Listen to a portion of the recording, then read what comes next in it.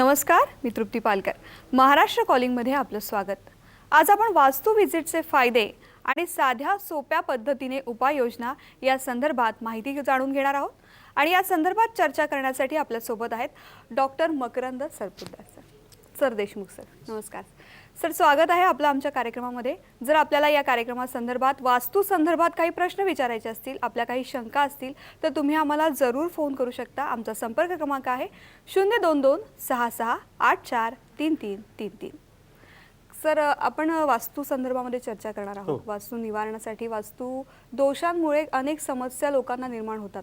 पण वास्तू व्हिजिट करून घेण्यासाठी लोक खूप साशंक असतात की एखाद्याला आपण वास्तू व्हिजिटसाठी बोलवलं तर मग ते तोडफोड करायला सांगणार, ते आम्हाला हे बदला ते बदला असं करायला सांगणार आणि ते फार खर्चिक होणार, फार त्रासदायक होणार, अशा शंका अनेकांना असतात. पण तसं नसतं.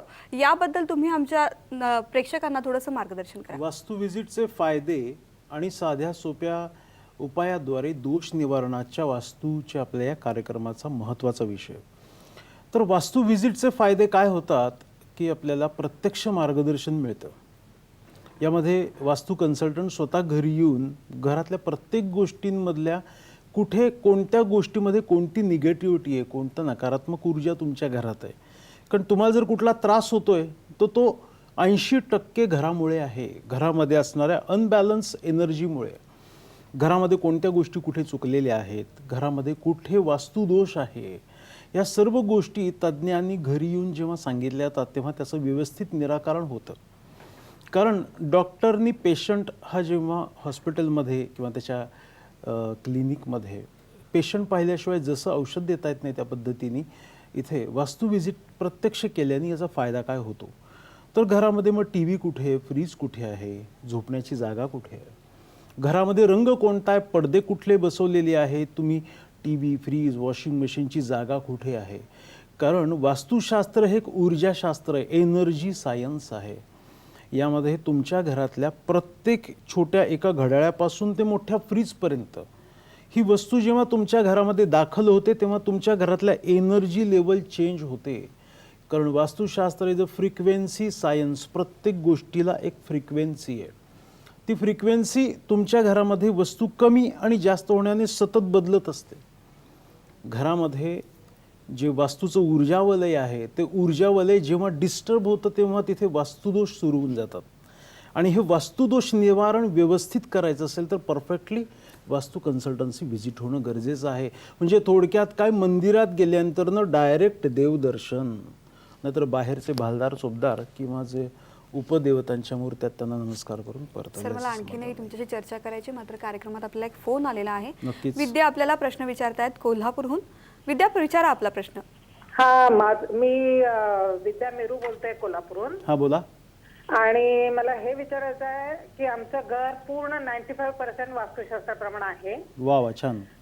आणि माझे मिस्टरही तुमच्याशी बोललेले आहेत. बर बर बर. एअरफोर्स मध्ये ते आग्र्याहून तुमच्याशी बोललेत. मी वास्तू दिवा पण घेतला तुमच्याकडनं. वा वा, छान. हो. आणि सध्या तो मी लावते पण आहे. आणि प्रश्न काय तुमचा? तुमची समस्या काय आहे? माझा प्रश्न आहे की मास्टर बेडरूम नैऋत्यलाच आहे आमची, पण तिथं छोटासा कट आलेला आहे. बर, ओके. तर त्यासाठी मला काय करायला लागेल तेवढं विचार. बर, कॉर्नर कट आहे नैऋत्य दिशेला. छोटा कट म्हणजे साधारणतः 6 इंच, 1.5 फूट, 1 फूट, 5 फूट, किती? 1 ते 1.5 फूट. 1 ते 1.5 फूट तुमच्या घराला कॉर्नर कट आहे. डोक्यातनं विषय काढून टाका. साधारणतः कॉर्नर कट किंवा कोणताही वाढ ही 1.5 फुटापेक्षा जास्त असेल तर ती वास्तुदोषांमध्ये समन्वय होतं. कारण काय होतं, कॉर्नर कट म्हणजे ज्या ठिकाणी कट येतो ती दिशा साधारणतः 1 ते 1.5 फुटाचा कॉर्नर कट हा आपण गृहीत धरला पाहिजे. कारण घराचं पॅराफिट, खिडकी असते, खिडकीच्या बाहेर जो छज्जा ज्याला पॅराफिट म्हणतात तो 1-1.5 फूट बाहेर येतो. आपण मेन दरवाजाच्या किंवा मेन खिडकीच्या बाहेर बॉक्स बसवतो ग्रिलचा, तोही 1-1.5 फूट बाहेर येतो. तो कॉर्नर कट गृहीत नाही. तुमचं घर तुम्ही सांगताय 95-93% वास्तुशास्त्रानुसार आहे. खूप छान, अभिनंदन. डोक्यातनं विषय काढून टाका. नैऋत्य दिशेला जेवढं जडत्व तुम्हाला ठेवता येईल तेवढं छान आहे. आणि अगदीच तुम्हाला शंका असेल तर आपण प्रत्यक्ष व्हिजिट करूयात आणि त्याही समस्याचं निराकरण करून टाकू. पहिल्यांदा नैऋत्य दिशेला माझ्या कॉर्नर कट आहे हे विसरून जा. तो 10, 15, 20 फूट जर कॉर्नर कट असता तर त्याची फ्रिक्वेन्सी आपल्याला अनालाइज करून मग त्यालाही काय निवारण करायचं आहे पाहता आलं असतं. सर आता तुम्ही म्हणाला की तुम्ही स्वतः पण व्हिजिट करता, घरांना व्हिजिट करता, तर तुमची स्वतःची व्हिजिट करण्याची पद्धत काय, कशा पद्धतीने तुम्ही वास्तू लोकांना मार्गदर्शन स्पेशालिस्ट करता? म्हणून मी गेले 15 वर्ष यामध्ये काम करतोय. जिओपॅथॉलॉजिस्ट ही डिग्री मी युरोपवरून घेतलेली आहे. भूमीमधील वास्तूमधील असंतुलित ऊर्जा ही अनबॅलन्स आहे का बॅलन्स आहे हे स्वतः पाहण्यासाठीची डिग्री माझ्याकडे आहे. अनेक वर्षाचा एक्सपिरियन्स आहे. कारण हे सगळं जे शास्त्र आहे ते आपलं फ्रिक्वेन्सी लेवलवर चालतं. आपण रेडिओ ट्यून करतो 94.3 FM, 91.9 FM. हे जे काही आहे ते तिथे जेव्हा तुम्ही वाचता की तिथे 91.0 FM तुम्ही ट्यून होतं, तिथे MHz मेगाहर्ट्स लिहिलेलं असतं. तर ही प्रत्येकाची फ्रिक्वेन्सी आहे. ही फ्रिक्वेन्सीवर तुमच्या घरातल्या सगळ्या गोष्टी आहेत.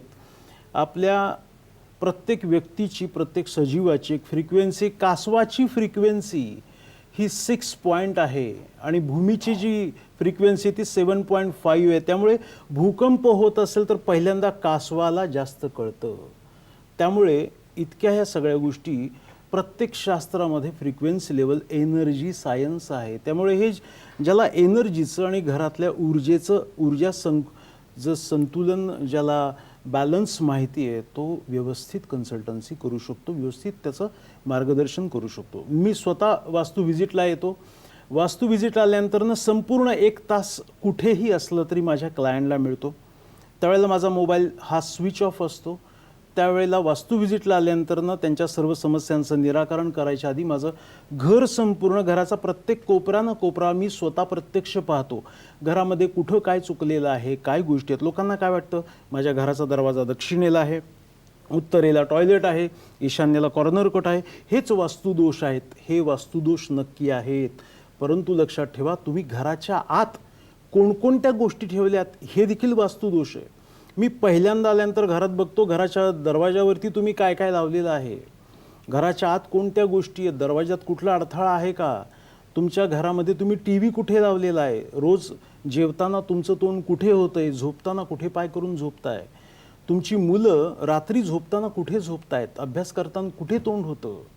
घरामध्ये किचन आहे, किचनच्या किचन ट्रॉली खाली काय अडगळ भंगार साठवून ठेवलंय, कपाट आहेत, लॉफ्ट आहेत. इतक्या सगळ्या गोष्टी नुसत्या वरून छान दिसत आहेत पण आत इतके निगेटिव्ह काही गोष्टी भरलेल्या आहेत ज्यामुळे याचा त्रास होतो, लोकांना कळत नाही. मी पहिल्यांदा सांगितलं की तुमच्या घरामध्ये आणलेल्या एखाद्या गोष्ट ही नवीन जेव्हा घरात येते तेव्हा त्या घराचा ऑरा बदलतो. ऑरा म्हणजे तेजोवलय, फ्रिक्वेन्सी घराची चेंज होते.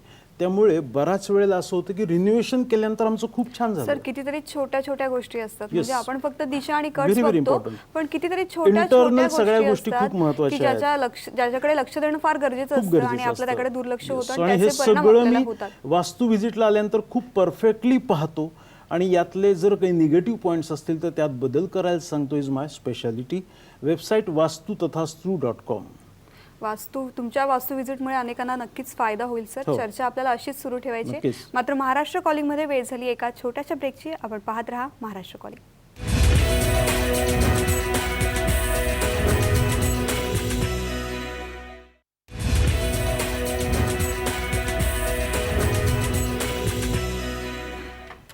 महाराष्ट्र कॉलिंगमध्ये आपलं ब्रेकनंतर पुन्हा एकदा स्वागत. आपण वास्तू व्हिजिटचे फायदे आणि साध्या सोप्या उपायांवर वास्तुदोष निवारण या संदर्भात चर्चा करतोय आणि आपल्याला मार्गदर्शन करतायत वास्तुतज्ञ doctor Makarand Sardeshmukh sir. Sir आपण ब्रेकवर जाण्याआधी आपली चर्चा सुरू होती की तुम्ही कशा पद्धतीने व्हिजिट करता आणि त्याच व्हिजिट हवी असेल अनेकांना जर तुमच्याशी कशा पद्धतीने संपर्क साधू शकता, तुमचे फोन नंबर्स, वेबसाईट वगैरे याबद्दल माहिती सांगा. नक्कीच. तुम्हाला आता TV वरती जे नंबर डिस्प्ले होतात ते माझे पुण्यातल्या ऑफिसचं आहे. माझं नाव डॉक्टर मकरंद सरदेशमुख. ऑफिस माझं सदाशिव पेठेमध्ये आहे, लोकमान्य नगर इथे. बिल्डिंग नंबर 48, लोकमान्य नगर, सदाशिव पेठ, पुणे. 95 95 27 333 6 आणि 982277 3336 हे माझे दोन्ही कॉन्टॅक्ट नंबर ऑफिसचे आहेत. यावरती फोन करून नाव नोंदवा. वास्तुबालाजी@gmail.com हा मेल ID आहे आणि वास्तू तथास्तू हा माझा ट्रस्टेड रजिस्टर ब्रँड आहे. वास्तुतथास्तु.com ही वेबसाईट तुम्ही पहा. त्यावरती फॉर्म भरा. वास्तू व्हिजिटसाठी तुम्हाला नाव नोंदणी करता येऊ शकते. सर आपल्याला तुम्हाला वास्तू विजिट संदर्भात विचारायचं आहे, पण आपल्याला एक प्रश्न आलेला आहे. हो, नक्कीच. मीता आपल्याला खारघरहून प्रश्न विचारतात. विचारा मीता. नमस्कार मीता, विचारा आपला प्रश्न. हॅलो.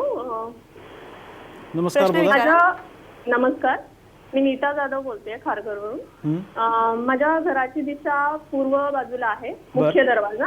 ओके. आणि पश्चिम बाजूला हॉल आणि किचन आणि बेडरूम तिन्ही बाजूला पश्चिमेला खिडक्या आहेत, मोठ्या खिडक्या आहेत.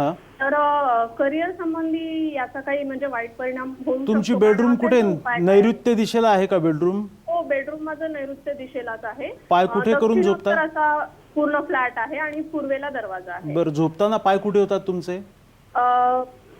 पश्चिमेला पाय होतात आणि पूर्वेला डोकं होतं. तुम्ही पूर्व पश्चिम झोपला तर तुमची समाजसेवा वाढू शकते, अपयश होऊ शकतं, डिप्रेशन वाढू शकतं. करता जो कमवता व्यक्ती आहे त्यांनी उत्तरेला पाय करून झोपणं इम्पॉर्टंट आहे. यांची नैऋत्य दिशेला बेडरूम आहे ती खूप चांगली गोष्ट आहे. करिअरचा इश्यू, अपयश येणे, डिप्रेशन येणे आणि सतत काहीतरी आपण प्रत्येक गोष्टीत मागं राहतोय हे जेव्हा वाटतं तेव्हा आपण रात्रीचे 8 तास कुठे झोपतोय याच्याकडे जास्त लक्ष दिलं पाहिजे. घरात कोणकोणती ऊर्जा कार्यरत आहे हे पण पाहिलं पाहिजे. तुम्ही घरामध्ये उत्तरेला पाय करून झोपा. पूर्व दिशेला असलेला दरवाजा अतिशय चांगला आहे आणि पश्चिम दिशेच्या खिडक्या ज्या आहेत ते कमीत कमी बंद ठेवा. उत्तर आणि पूर्वेच्या खिडक्या जास्त उघडा. सर तुम्ही स्वतः वास्तू विजिट करता आणि वास्तू विजिट संदर्भात तुम्ही त्यांना उपाययोजना सांगता, त्या संदर्भात जरा सांगा. नक्कीच. आपण जी वास्तू विजिट करतो तो वास्तू विजिटमध्ये सगळ्या गोष्टी शास्त्रीय आधारावर आणि वैदिक वास्तुशास्त्राच्या आपण वापरतो. यामध्ये घरामध्ये कोणकोणत्या पद्धतीचे कसे दोष आहेत याचं पूर्ण सायंटिफिकली आपण ॲनालायझिंग करतो. यासाठी अतिशय महत्त्वाचे जे टूल्स आहेत ते टूल्स आपण वापरतो. डाउझिंग रॉड्स यामध्ये आहेत.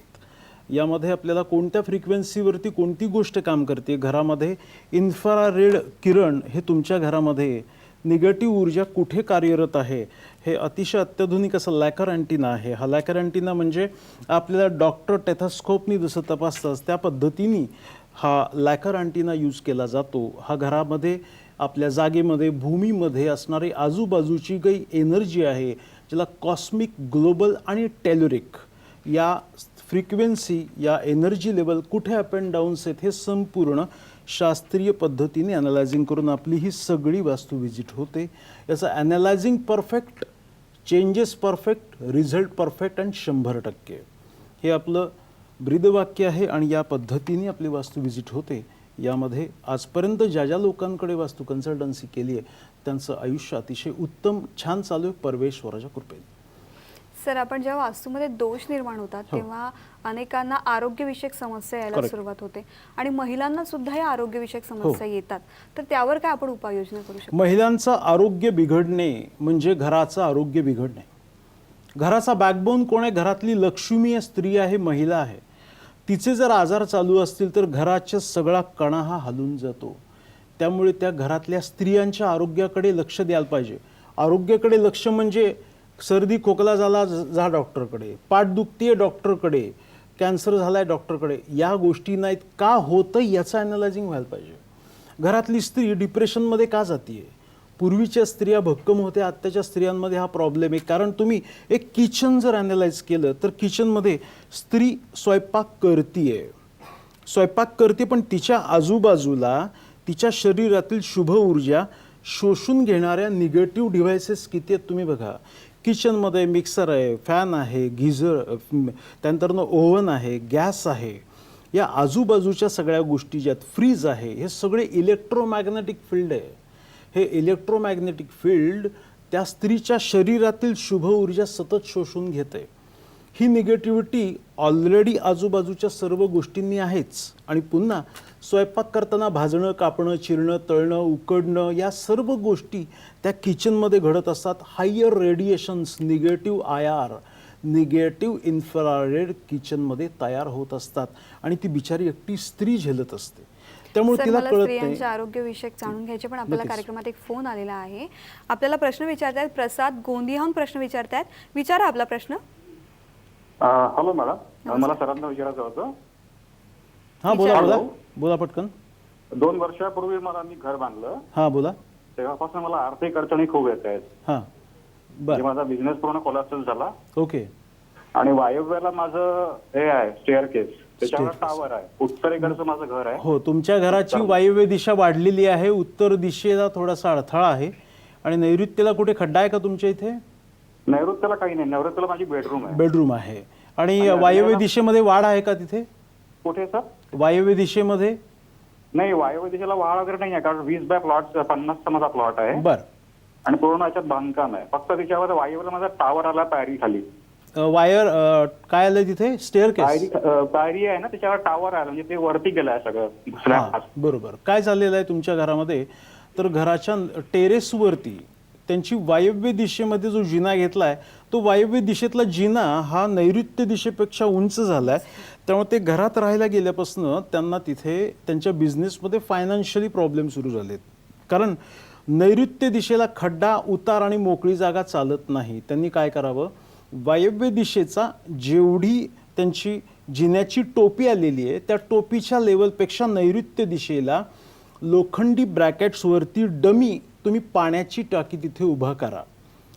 कुठल्याही कंपनीची काळ्या कलरची तिथे टाकीवरती ठेवा. तिथं कुठलंही स्ट्रक्चर जे जिन्याच्या टोपीपेक्षा उंच जाईल असं आहे.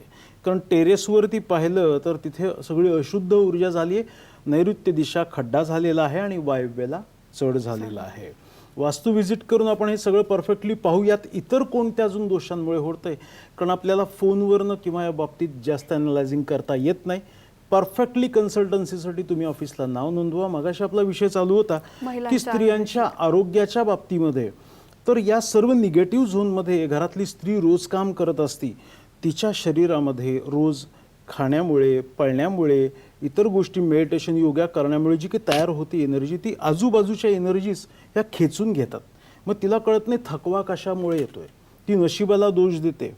तसं नाही आहे. त्यामुळे तुम्ही रोज स्वयंपाक झाल्यानंतरनं ओव्हन झाकून ठेवा. रात्री झोपताना टी व्ही झाकून ठेवा. तुमचे इलेक्ट्रॉनिक डिव्हाइसेस जेवढे काही आहेत ते स्वयंपाक करताना थोडेसे ऑफ ठेवा. घराच्या आजूबाजूला कुठे जर काही इतर प्रॉब्लेम्स असतील त्याचा इफेक्ट होतोच, परंतु आत देखील या गोष्टी होतात. अनेक वेळेला काय होतं की यामध्ये मोठ्या आवाजात गाणी चालू असतात, तो कमी आवाजात असावं. त्यानंतरनं सिलेंडर, ह्या सगळ्या ज्या गोष्टींचे रेडिएशन्स येतात ते कंट्रोल होण्यासाठी जेवढा तुम्हाला ग्रीन कलर किचनमध्ये वापरताय